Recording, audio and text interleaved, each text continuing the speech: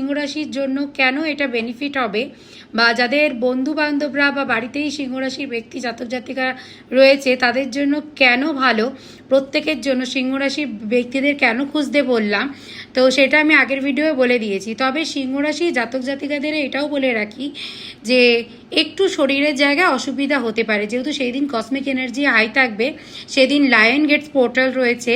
তো সেই জন্য কিছু কিছু ব্যক্তিদের দেখা যাচ্ছে শরীর একদম চাঙ্গা ফিট, খুব এনার্জি মনে হবে, এনার্জেটিক মনে হবে, অ্যাক্টিভ লাগবে নিজেকে। আবার কিছু কিছু মানুষের কিন্তু খুব উইক লাগবে, খুব ক্লান্ত লাগবে। ভয় পাওয়ার ব্যাপার নেই, যেহেতু এনার্জি সবার ক্ষেত্রে তো সমান হয় না, সবাই সব এনার্জি নিতে পারে না এনার্জি, তো সেই জন্য অনেকের শরীরের অসুবিধা হতে পারে। তার জন্য আগাম সতর্কও করে দিলাম।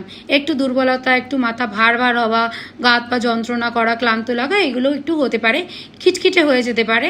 আবার কোনো কোনো মানুষের জন্য খুবই এনার্জেটিক মনে হবে, খুব পাওয়ারফুল মনে হবে। ঠিক আছে, তো অবশ্যই সিংহ রাশি জাতক জাতিকাদের সাথে ভালো ব্যবহার করো। যারা ভালো ব্যবহার করছো তাদের কিন্তু খুবই ভালো হবে। তারা যদি মানে সিংহরাশি ব্যক্তিরা যদি তোমাকে মন থেকে এই দিন একটা কোনো আশীর্বাদ দিয়ে দেয় বা একটা কোনো কিছু ভালো কিছু বলে দেয়, তোমাদের জন্য কিন্তু খুব ভালো।